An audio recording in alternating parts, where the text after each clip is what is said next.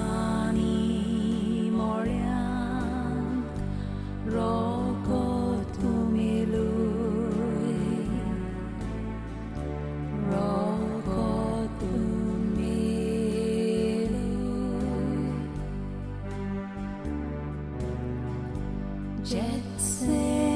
Getsemani moriam oração cortana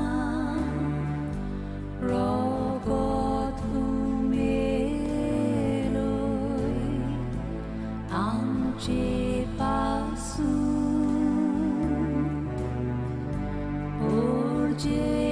urgepasum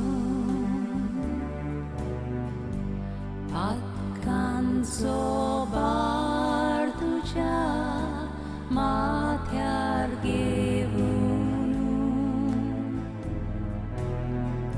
Shisang Orium Kiloi Nidliat Kaimun Shinuduen Kiloi Shinuduen Kiloi Shinuduen Kiloi Tujashi Salagi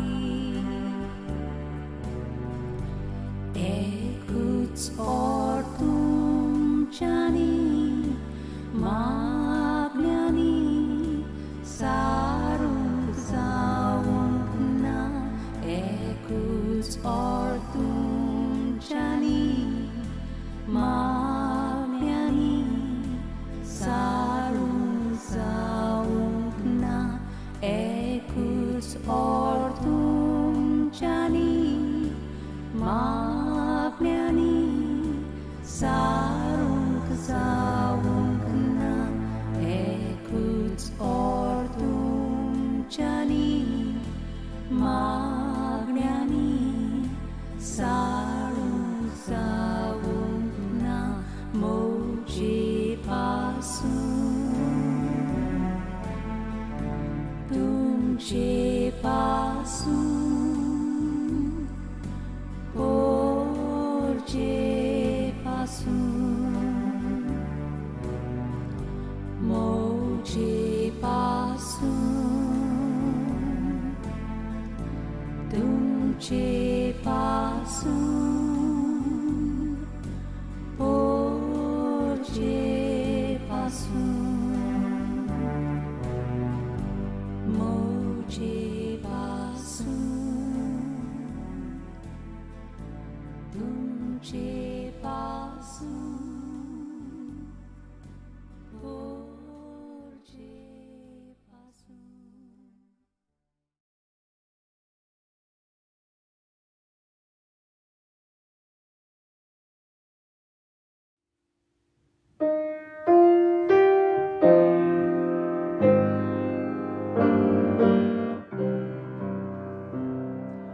Oh, my people, what have I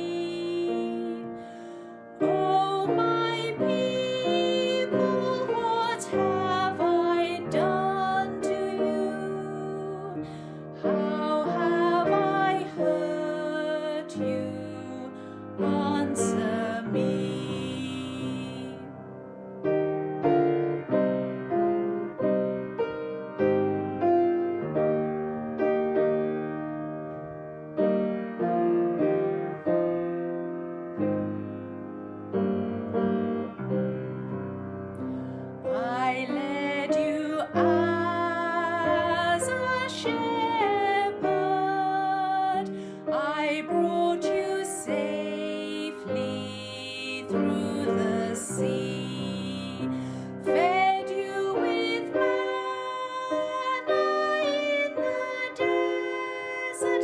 You have prepared a cross for me.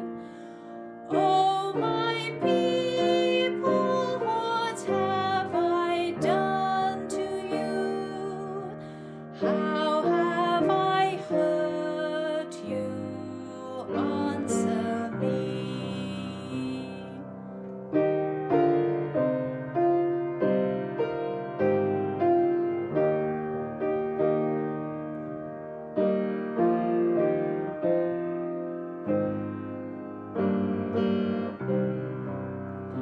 I fought for you in battle.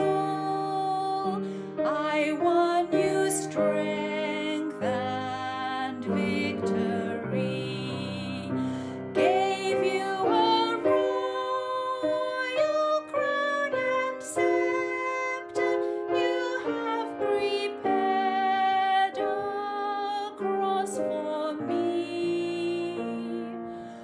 Oh, my people, what have I done to you? How have I hurt you? Answer me.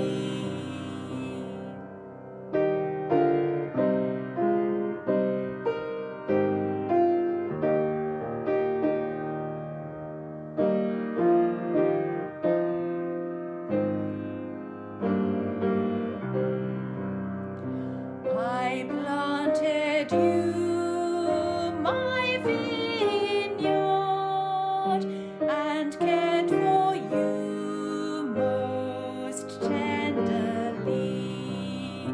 Looked for abundant fruit and found none, only the cross you made for me. Oh, my people, what have I done to you? How have I hurt you? Answer me.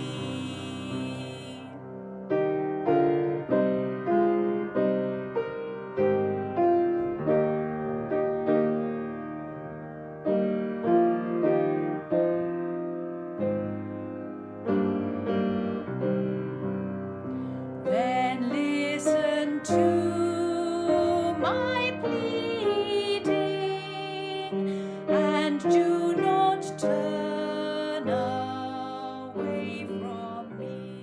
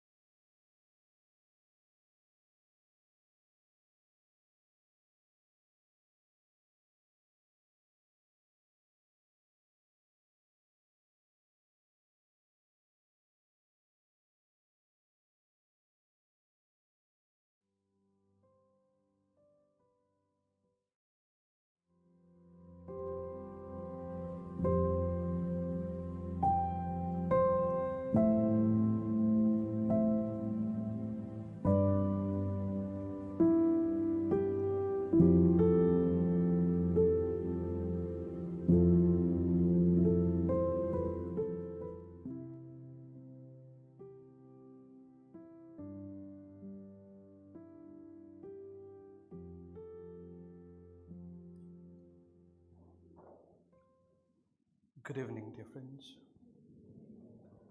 and a warm welcome to take part in the Lord's Passion service. So today's service will have a few changes as we are in the times of pandemic.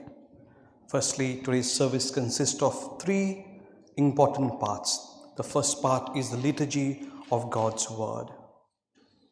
The second will be the veneration of the Holy Cross, the crucifix. And the third will be the Holy Communion. So today the veneration will be a bit different. I will bring the cross to each of the section of the church. At that time, you may either kneel down or stand and venerate in silence. We shall have the Passion reading by the narrator, the other person, and the role of the priest. The communion will be the normal procedure in our church.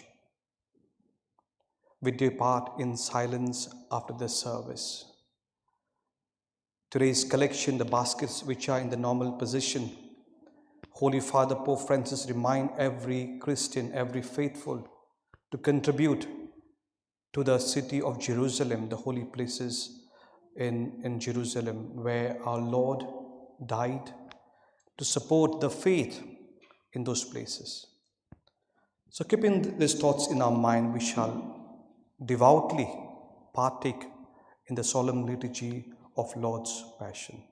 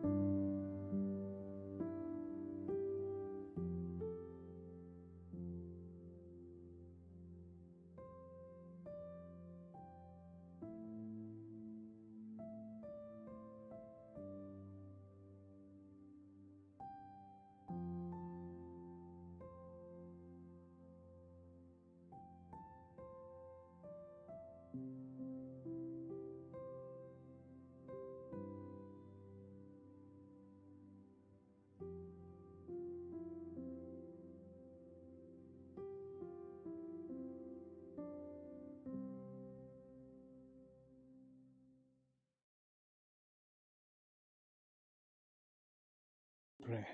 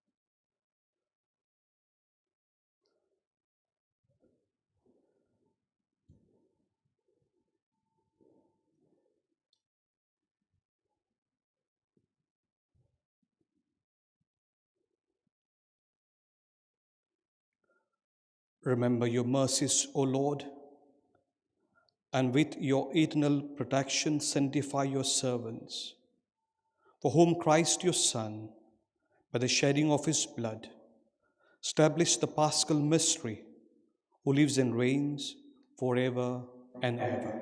Amen. Kindly be seated. We shall now enter the liturgy of God's word.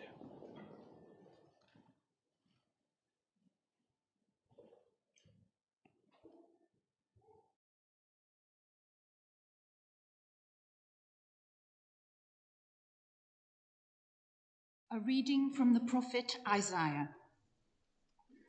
See, my servant will prosper. He shall be lifted up, exalted, rise to great heights. As the crowds were appalled on seeing him, so disfigured did he look that he seemed no longer human. So will the crowds be astonished at him, and kings stand speechless before him. For they shall see something never told, and witness something never heard before. Who could believe what we have heard, and to whom has the power of the Lord been revealed? Like a sapling he grew up in front of us, like a root in arid ground. Without beauty, without majesty we saw him, no looks to attract our eyes. A thing despised and rejected by men, a man of sorrows and familiar with suffering, a man to make people screen their faces. He was despised, and we took no account of him. And yet ours were the sufferings he bore, ours the sorrows he carried. But we thought of him as someone punished, struck by God and brought low. Yet he was pierced through for our faults, crushed for our sins. On him lies a punishment that brings us peace, and through his wounds we are healed. We had all gone astray like sheep, each taking his own way, and the Lord burdened him with the sins of all of us. Harshly dealt with, he bore it humbly. He never opened his mouth. Like a lamb that is led to the slaughterhouse, like a sheep that is dumb before its shearers, never opening its mouth. By force and by law he was taken. Would anyone plead his cause? Yes, he was torn away from the land of the living, for our faults struck down in death. They gave him a grave with the wicked, a tomb with the rich, though he had done no wrong, and there had been no perjury in his mouth. The Lord has been pleased to crush him with suffering. If he offers his life in atonement, he shall see his heirs. He shall have a long life, and through him what the Lord wishes will be done. His soul's anguish over, he shall see the light and be content. By his sufferings shall my servant justify many, taking their faults on himself. Hence I will grant whole hordes for his tribute. He shall divide the spoil with the mighty, for surrendering himself to death and letting himself be taken for a sinner, while he was bearing the faults of many and praying all the time for sinners. The word of the Lord. Thanks be to God. Father, into your hands I commend my spirit. In you, O Lord, I take refuge. Let me never be put to shame. In your justice set me free. Into your hands I commend my spirit. It is you who will redeem me, Lord. In the face of all my foes, I am a reproach, an object of scorn to my neighbors. and of fear to my friends. Those who see me in the street run far away from me. I am like a dead man, forgotten in men's hearts, like a thing thrown away. But as for me, I trust in you, Lord. I say you are my God. My life is in your hands, deliver me from the hands of those who hate me. Let your face shine on your servant, save me in your love. Be strong, let your heart take courage, all who hope in the Lord. Father, into your hands I commend my spirit. Please stand for the gospel acclamation. Glory and praise to you, O Christ. Christ was humbler yet, even to accepting death, death on a cross. But God raised him high and gave him the name which is above all names. Glory and praise to you, O Christ.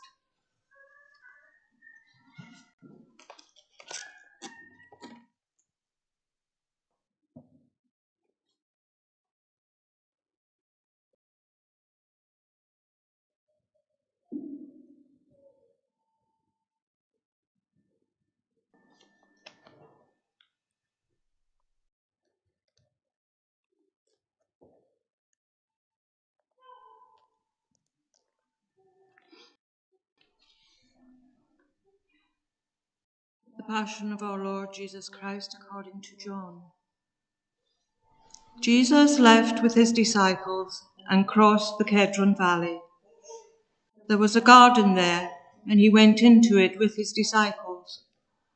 Judas the traitor knew the place well, since Jesus had often met his disciples there, and he brought the cohort to this place, together with a detachment of guards sent by the chief priests and the Pharisees, all with lanterns and torches and weapons. Knowing everything that was going to happen to him, Jesus then came forward and said, Who are you looking for? They answered, Jesus the Nazarene. He said, I am he. Now Judas the traitor was standing among them. When Jesus said, I am he, they moved back and fell to the ground. He asked them a second time. Who are you looking for? They said, Jesus the Nazarene.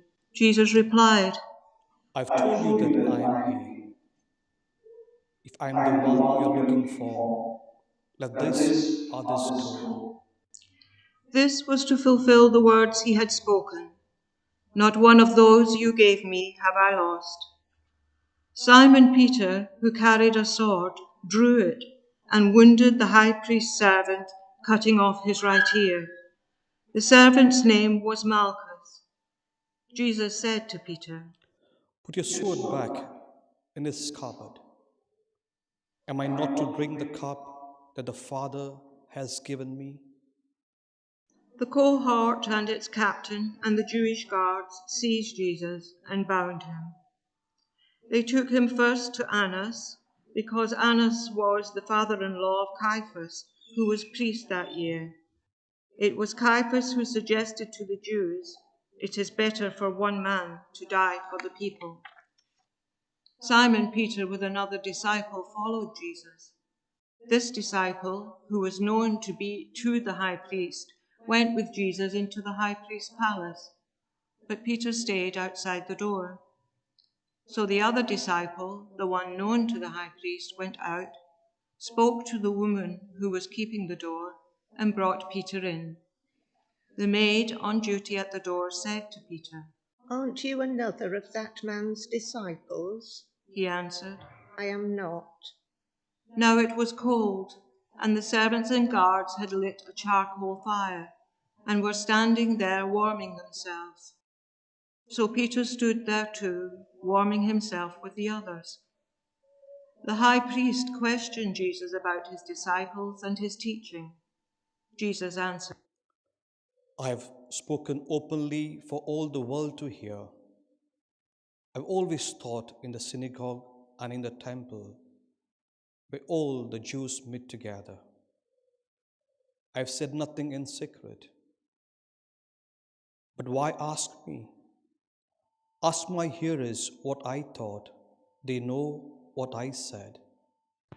At these words, one of the guards standing by gave Jesus a slap in the face, saying, Is that the way to answer the high priest?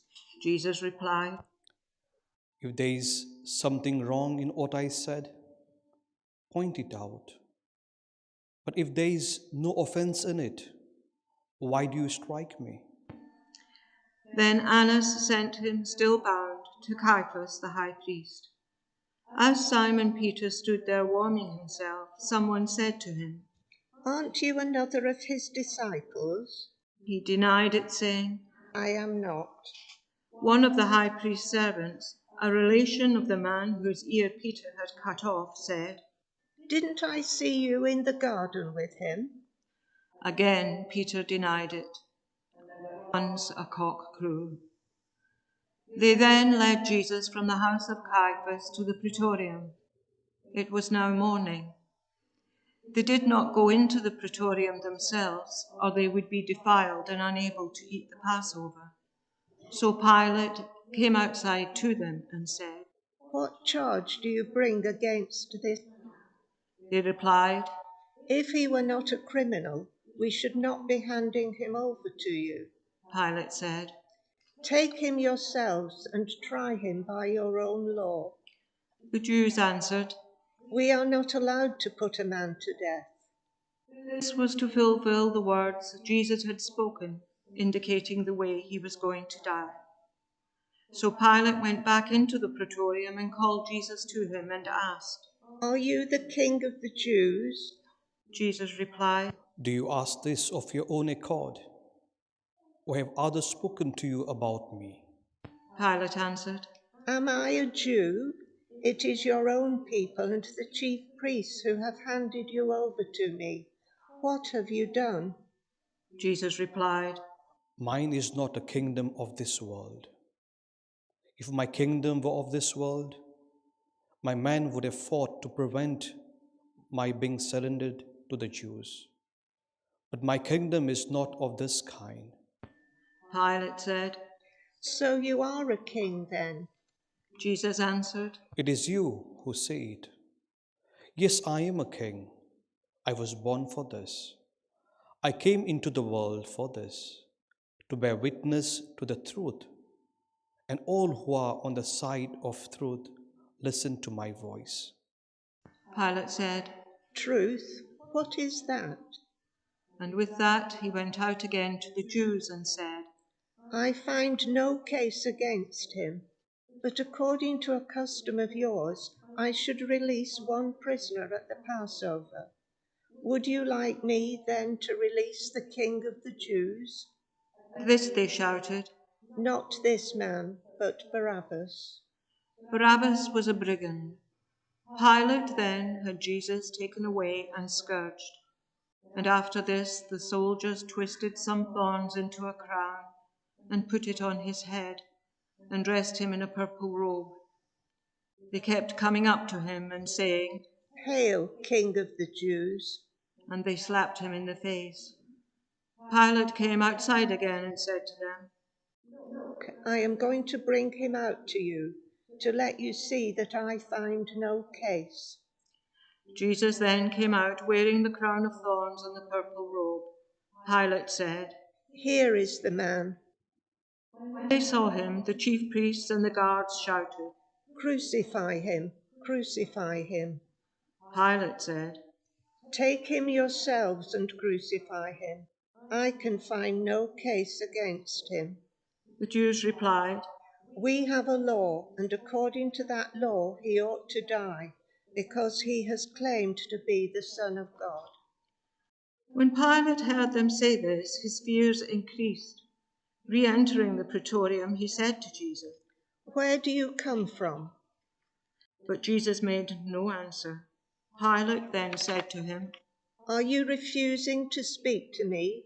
Surely you know I have power to release you, and I have power to crucify you. Jesus replied, You would have no power over me if it had not been given you from above. That is why the one who handed me over to you has a greater guilt. From that moment, Pilate was anxious to set him free, but the Jews shouted, If you set him free, you are no friend of Caesar's. Anyone who makes himself king is defying Caesar.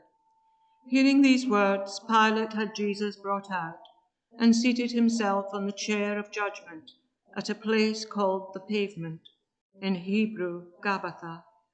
It was Passover preparation day, about the 6th hour. Pilate said to the Jews, Here is your king. they said, Take him away, crucify him. Pilate said, Do you want me to crucify your king? the chief priests answered. We have no king except Caesar. So in the end, Pilate handed him over to them to be crucified. They then took charge of Jesus, and carrying his own cross, he went out of the city to the place of the skull, or, as it was called in Hebrew, Golgotha, where they crucified him with two others, one on either side with Jesus in the middle. Pilate wrote out a notice and had it fixed to the cross. It ran, Jesus the Nazarene, King of the Jews. This notice was read by many of the Jews, because the place where Jesus was crucified was not far from the city, and the writing was in Hebrew, Latin, and Greek. So the Jewish chief priest said to Pilate, You should not write King of the Jews, but this man said, I am King of the Jews. Pilate answered, What I have written, I have written. When the soldiers had finished crucifying Jesus, they took his clothing and divided it into 4 shares, one for each soldier. His undergarment was seamless, woven in one piece from neck to hem. So they said to one another, Instead of tearing it, let's throw dice to decide who is to have it. In this way the words of Scripture were fulfilled. They shared out my clothing among them. They cast lots for my clothes. This is exactly what the soldiers did. Near the cross of Jesus stood his mother and his mother's sister, Mary, the wife of Clopas, and Mary of Magdala. Seeing his mother and the disciple he loved standing near her, Jesus said to his mother, Woman, this is your son. Then to the disciple he said, This is your mother. and from that moment the disciple made a place for her in his home. After this, Jesus knew that everything had now been completed, and to fulfill the Scripture perfectly, he said, I'm thirsty. A jar full of vinegar stood there, so putting a sponge soaked in the vinegar on a hyssop stick, they held it up to his mouth. After Jesus had taken the vinegar, he said, It is accomplished. and bowing down his head, he gave up his spirit.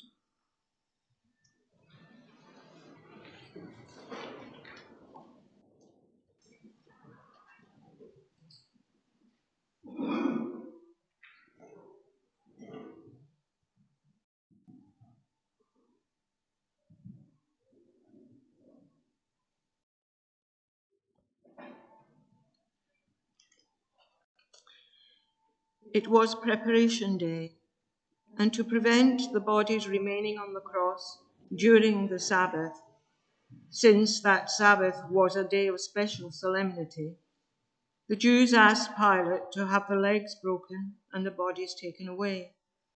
Consequently, the soldiers came and broke the legs of the first man who had been crucified with him, and then of the other. When they came to Jesus, They found he was already dead, and so instead of breaking his legs, one of the soldiers pierced his side with a lance, and immediately there came out blood and water. This is the evidence of one who saw it, trustworthy evidence, and he knows he speaks the truth, and he gives it so that you may believe as well, because all this happened to fulfill the words of Scripture. Not one bone of his will be broken. And again, in another place, Scripture says, they will look on the one whom they have pierced. After this, Joseph of Arimathea, who was a disciple of Jesus, though a secret one because he was afraid of the Jews, asked Pilate to let him remove the body of Jesus. Pilate gave permission, so they came and took it away. Nicodemus came as well, the same one who had first come to Jesus at night time, and he brought a mixture of myrrh and aloes, weighing about 100 pounds. They took the body of Jesus and wrapped it with the spices in linen cloths, following the Jewish burial custom. At the place where he had been crucified there was a garden, and in this garden a new tomb, in which no one had yet been buried. Since it was the Jewish day of preparation and the tomb was near at hand, they laid Jesus there.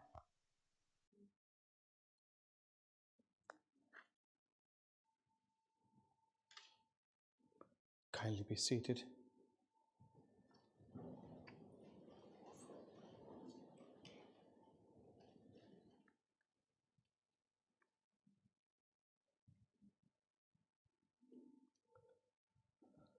My dear friends in Jesus Christ, before the Passion we heard from Prophet Isaiah, who prophesies about Jesus Christ of this day, the Good Friday, 700 years before the death of Christ. And the words of this prophet are so powerful, full of agony and pain. Let us just run through this lovely reading which expresses the agony, the pain, and the passion of our Lord Jesus Christ. What does this prophet remind us? He said, so disfigured did he look, that is Jesus Christ, that he seemed no longer human. On the cross, he looked no longer a human. Without beauty, without majesty, we saw him. No looks to attract our eyes, a thing despised and rejected by man. And why all this pain? He says, ours were the suffering he bore. He was pierced through our own faults and crushed by our sins. In the Passion reading, the Gospel of John takes us to the entire narrative, how Jesus had to suffer and die. So the basic question we need to answer today is, why was God so passionate about us? You'll never get to the heart of this passion that we just heard unless we know why was God so passionate about humanity. Jesus did not simply take up this passion. He took up this passion because he was passionate about the purpose that God had sent him to us. And that purpose is expressing God's love. I often call Good Friday is a madness of God. It's a madness of God. A God becoming man, just like us. And this madness does not end over there. This God of us dies for us, dies for us. No other God died for their people. And so the Good Friday expresses, God demonstrate His unconditional love on the cross. And for me, when you think in much deeper, this is God madness, because God loved each one of us. We are told he had no sins of his own, but then he carried our sins. So Good Friday also, we can recall those passionate words as Jesus was in agony. We may not contemplate on all the words, but firstly we can contemplate today a bit about what Jesus said, I am thirsty, I am thirsty. Yes, he was a human, and so he was thirsty. The irony of the saying, I'm thirsty, is the one who quenched the thirst of so many in his earthly time is now thirsty himself. The Samaritan woman came to Jesus. She knew her thirst was different sort of. And now she encounters Jesus Christ who offers her the living waters. And now the living waters is he himself thirsty on the cross. Today those words penetrates our hearts. When he says, I'm thirsty, definitely God is thirsty for each one of us, for our souls, for our life. If we are thirsty, we can only quench the living waters from the cross. When Jesus further says, it is finished. What is finished? He did not say, I am finished. It is finished. The mission, God's purpose is finished. And so now God wants us to continue that mission. We are never finished in our life because God did not let this happen. For all of us, my dear friends, Good Friday is a reminder of God's commitment. If one word we can define this entire liturgy, the entire celebration, God was committed. God was committed to send Jesus Christ for us, to give us love, forgiveness, the mission of building God's kingdom. The same God was committed to take up the cross. And so Jesus was tired when he was captured. And then he's taken to Caiaphas, to Pilate, to Herod. He's tossed over. And then he receives the crown of thorns. And Jesus is given the cross to shoulder it. Jesus could have told them, I'm done. It's enough. I'm tired. But he shows that commitment to carry that cross. And on that way to Calvary, what do we foresee in our life? The every fall of Jesus reminds us that he was committed to rise again. The every fall we thought, others thought, it is all done. He's going to collapse, he's going to die. But that was not the purpose. He had to finish that mission. And so his commitment ends on the cross. This day, my dear friends, as we gather to commemorate, to remember our Lord's suffering and death, we need to remind ourselves, are we committed? God was committed for us. Jesus was committed for us. And that's why he fulfills this mission, doing God's will. Every Good Friday, every day, we should question ourselves, am I committed Catholic? Am I committed Christian? And where lies my commitment? As parents, as spouses, as young people, as individuals, as grandparents. We are torn apart in modern times by a secular society. And so often we are shy to proclaim our faith, to wear a cross. We are scared about what others will say. We get ample of opportunities to proclaim our faith at your workplaces, in our university, in our college. Do I stand up? Am I committed Catholic? Am I committed Christian? And when we don't have a commitment, we find churches empty, our life empty, because we quench the other thirst of the society. The secularism we find in the society is one sort of, but we also find a different secularism and a fight in our own families. And that is a tug of war between our children and ourselves. When we don't understand the wealth of our faith, we fail to commit to God. Let this day give us the grace and the strength and to remind us that no sin is big for God. No sinner is a burden for Jesus Christ. From the cross, He set us free. This cross is a reminder that He loves us unconditionally. So on this day, we ask the Lord to give us that grace and the strength to be committed people. That from the cross, we receive the commitment of God. We also commit ourselves to love God, to serve God, and to proclaim God.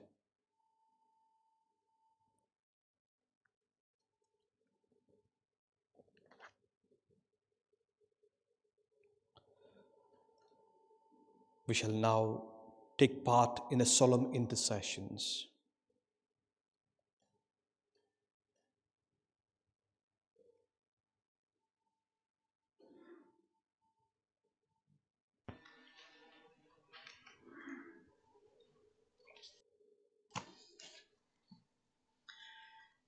For Holy Church.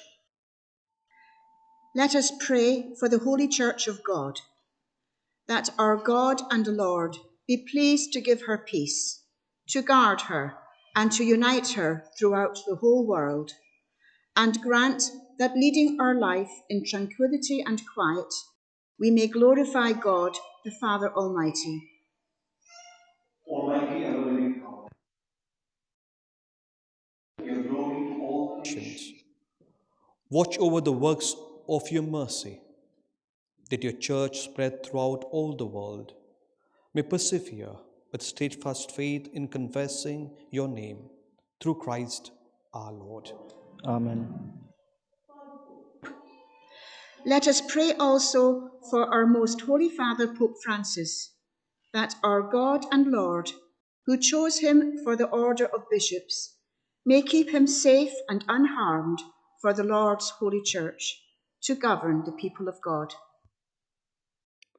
Almighty ever-living God, by whose decree all things are founded, look with favor on our prayers, and in your kindness protect the Pope chosen for us, that under him the Christian people, governed by you, their Maker, may grow in merit by reason of their faith, through Christ our Lord. Amen. For all orders and degrees of the faithful.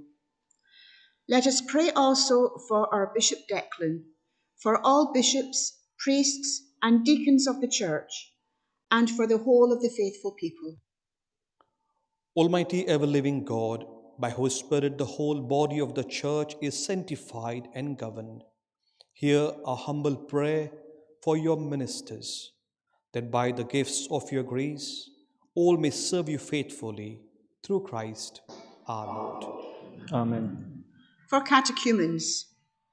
Let us pray also for catechumens, that our God and Lord may open wide the ears of their inmost hearts and unlock the gates of his mercy, that having received forgiveness of all their sins through the waters of rebirth, they too may be one with Christ Jesus our Lord. Almighty ever-living God, who make your church ever fruitful with new offspring, increase the faith and understanding of catechumens, the reborn in the font of baptism. They may be added to the number of your adopted children, through Christ our Lord. Amen. For the unity of Christians. Let us pray also for all our brothers and sisters who believe in Christ, that our God and Lord may be pleased, as they live the truth, to gather them together and keep them in his one church. Almighty ever-living God, who gather what is scattered and keep together what you have gathered, look kindly on the flock of your Son, that those whom one baptism has consecrated may join together by integrity of faith and united in the bond of charity through Christ our Lord. Amen.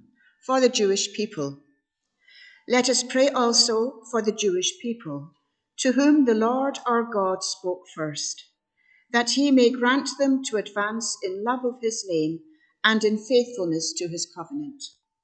Almighty ever-living God, who bestowed your promises on Abraham and his descendants, graciously hear the praise of your church, that the people you first made your own may attain the fullness of redemption through Christ our Lord. Amen.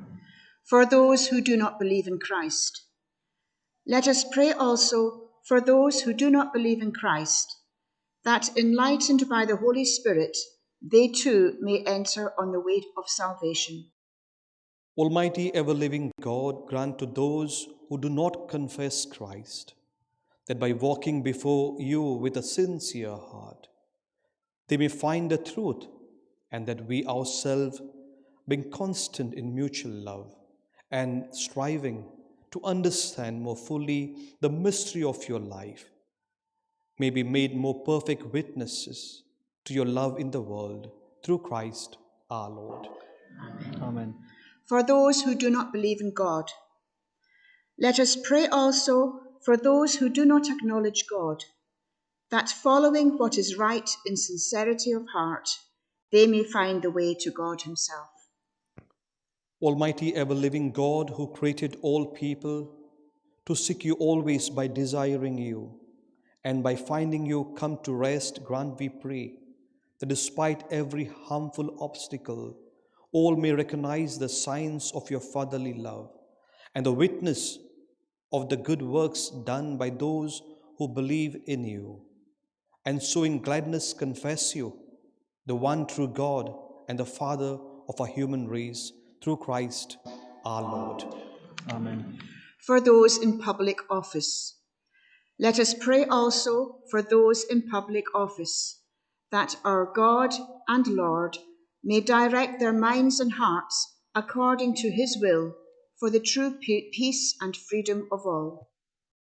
Almighty ever-living God, in whose hand lies every human heart and the rights of peoples, look with favor, we pray, on those who govern with authority over us, that throughout the whole world, the prosperity of people, the assurance of peace, the freedom of religion, may through your gift be made secure through Christ our Lord.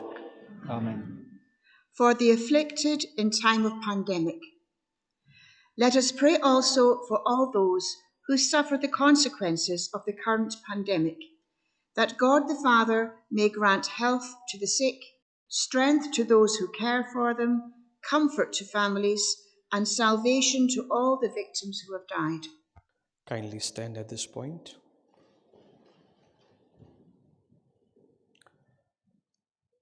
Let us at this time also remember all those who have died of COVID-19.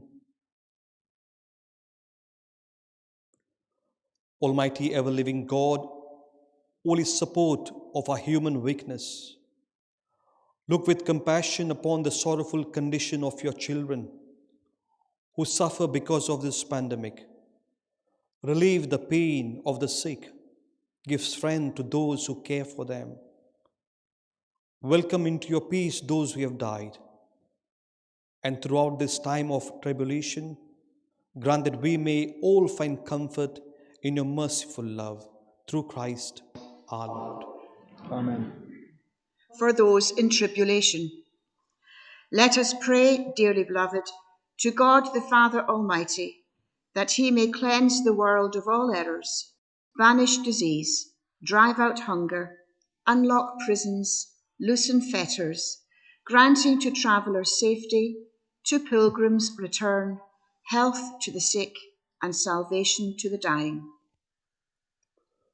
Almighty ever-living God, comfort of mourners, strength of all who toil, may the prayers of those who cry out in tribulation come before you, that all may rejoice, because in their hour of need your mercy was at hand, through Christ our Lord.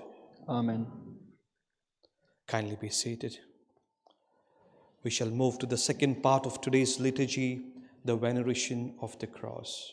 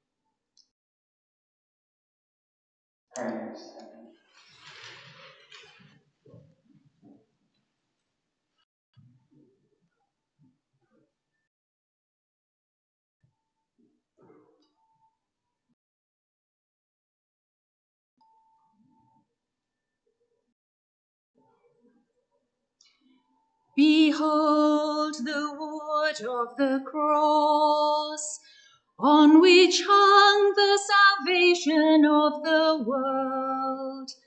Come, let us adore.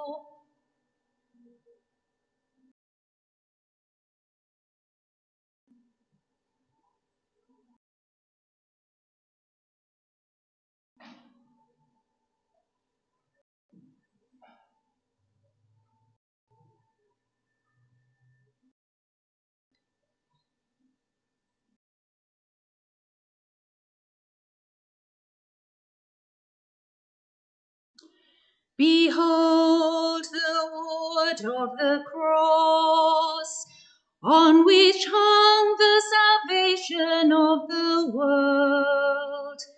Come, let us adore.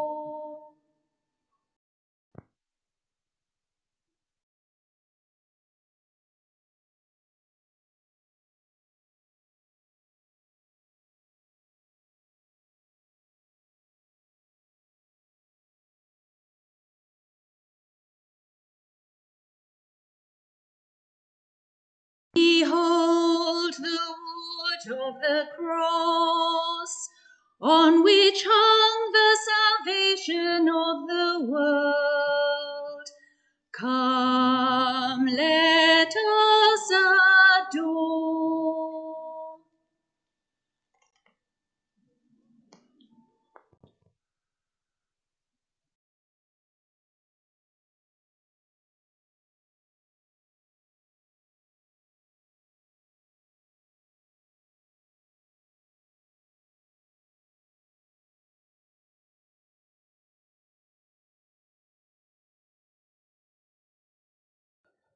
So now the veneration will take place in each sector.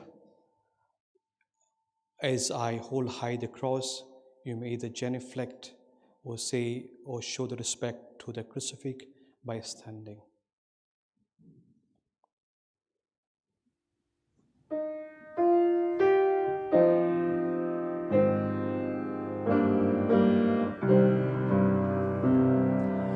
Oh, my people, what have I done to you? How have I hurt you? Answer me.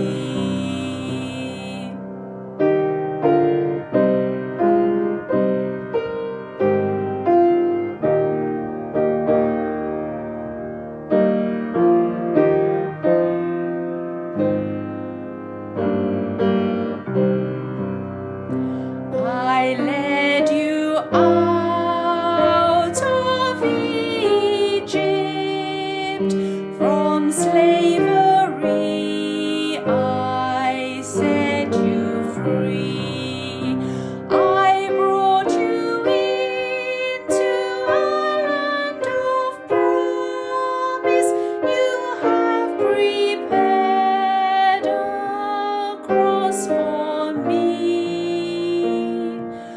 Oh, my people, what have I done to you?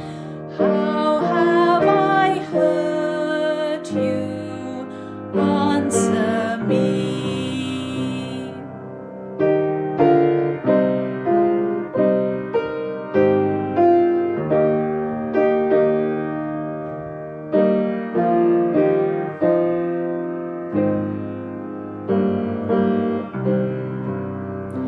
I led you as a shepherd. I brought you safely through the sea, fed you with manna in the desert. You have prepared a cross for me. Oh, my people, what have I done to you? How have I hurt you? Answer me.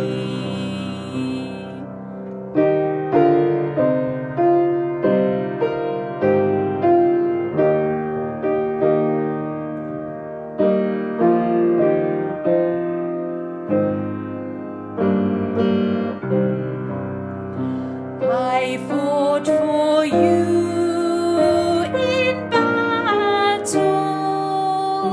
I won you strength and victory. Gave you a royal crown and scepter.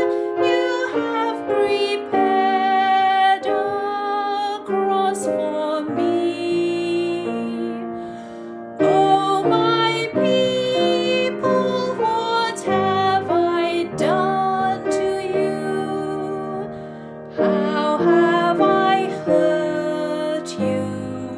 Answer me.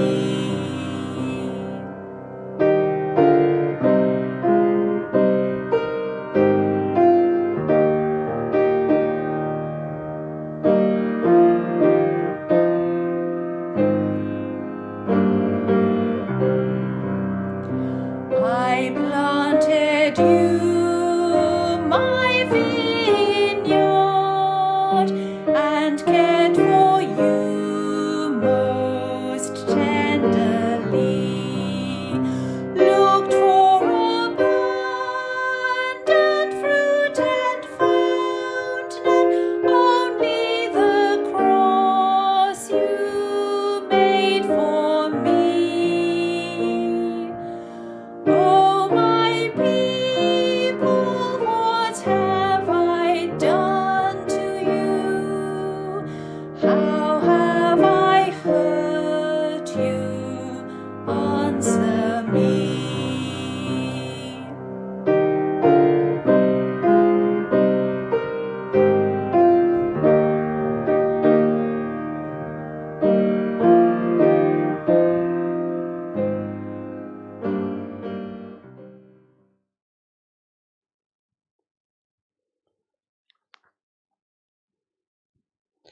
So now we enter the third part of today's liturgy, that's the Holy Communion. At the Saviour's command and formed by divine teaching, we dare to say, Our Our Father, Father, who art in heaven, hallowed be thy name. Thy kingdom come, thy will be done, on earth as it is in heaven. Give Give us us today this day our our daily daily bread, bread, and and forgive us forgive our us our trespasses, trespasses, as as we we forgive forgive those who those who trespass trespass against against us. us. And lead us not into temptation, but deliver us from every evil. Deliver us, Lord, we pray, from every evil. Graciously grant peace in our days, that by the help of your mercy, we may be always free from sin and safe from all distress as we await the blessed hope and the coming of our Savior, Jesus Christ. For the kingdom, the power, and the glory are yours, now and forever.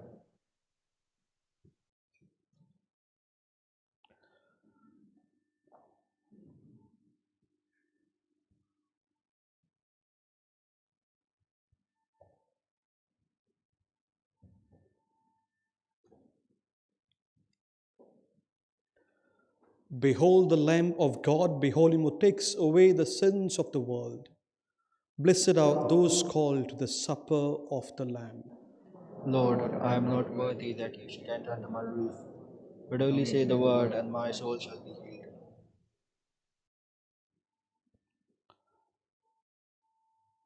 The body of Christ. Amen.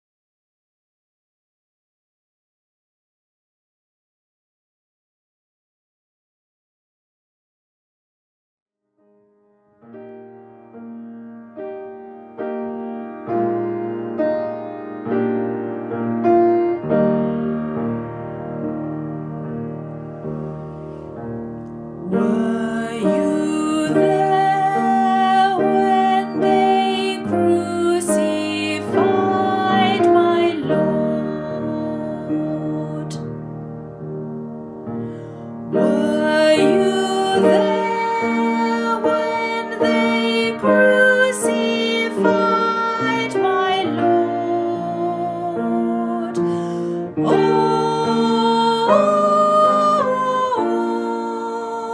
Oh, sometimes it causes me to tremble, tremble, tremble. Were you there when they crucified my Lord? Were you there when they nailed him to a tree?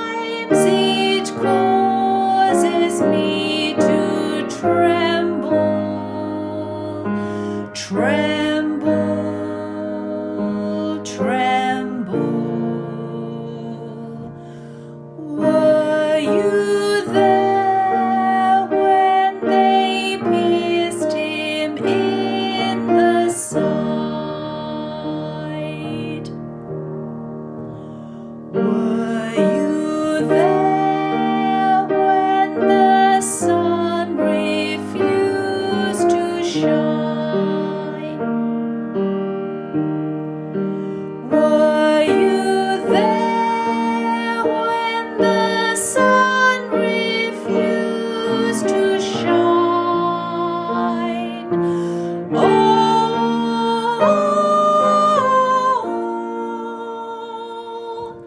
sometimes it causes me to tremble, tremble, tremble. Were you there when the sun refused to shine? Were you there when they laid him in the tomb? Were you there when they laid him in the tomb? Oh,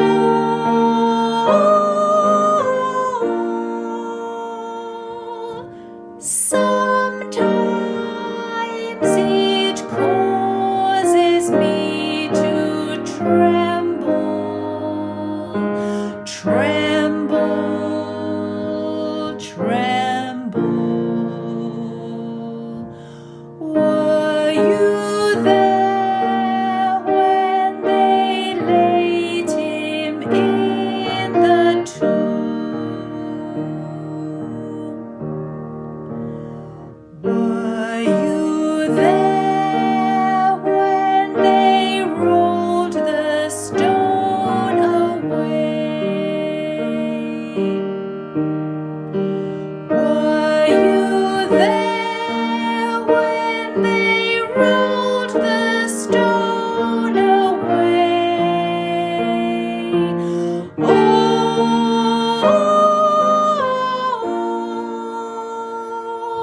sometimes it causes me to tremble,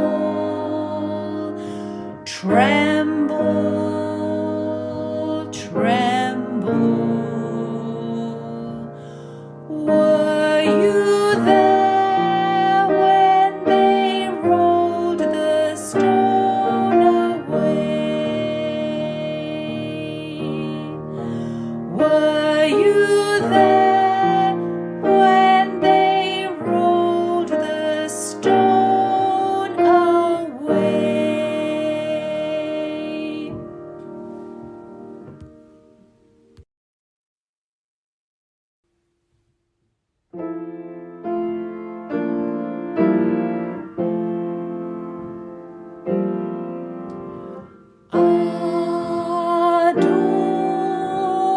Adoramus te, Domine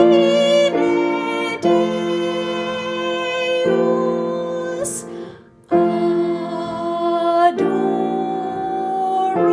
Adoramus te, Domine Deus.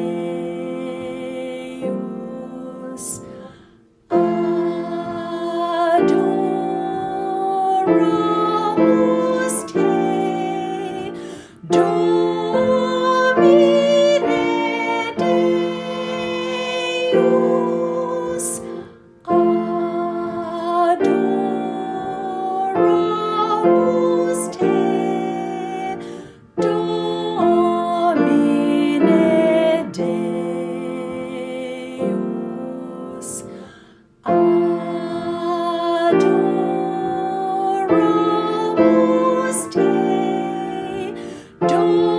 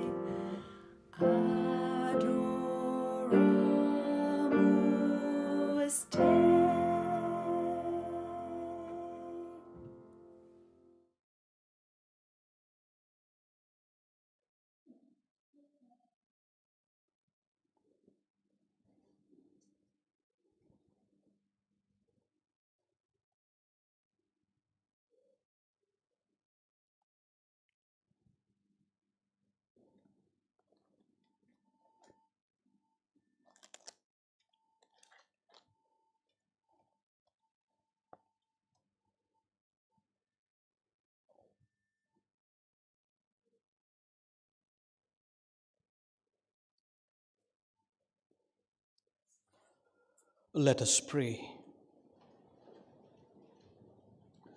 Almighty ever-living God, who have restored us to life by the blessed death and resurrection of your Christ, preserve in us the work of your mercy, that by partaking of this mystery, we may have a life unceasingly devoted to you through Christ our Lord. Amen. And just a word about the next program. Our next service will be at 7 p.m. Tomorrow's Easter Vigil in our church is at 8 p.m. Once again, those who have passes will be able to attend the church. Others can follow us from our YouTube channel, the Go and Chaplaincy channel. On Easter Sunday, Masses 8 Konkani, 9:30 and 11 are the English Masses. The 11 a.m. Mass will be live streamed. 12:30 Konkani, 3:30 Konkani, and then 5 and 6:30 will be the English Masses. I've just seen a couple of passes remaining, maybe one or two for this Masses. Anybody interested, kindly contact the stewards. Do take note as you pull your cars out from the car park, and for the next tomorrow and the Easter Sunday, once again, leave the car park only for those who are unable to drive or rather walk from the other car parks, senior parishioners. Also, do not park on the footpath outside the gate. Yesterday, there were one or two cars parked there. It's unsafe to be parking over there, so park anywhere else, but do not park outside the gate. We shall now have a final blessing, and then we shall depart in silence. Once again, a reminder, the baskets at either side of the church are left for the collection for the holy city of Jerusalem. Bow your heads for blessings.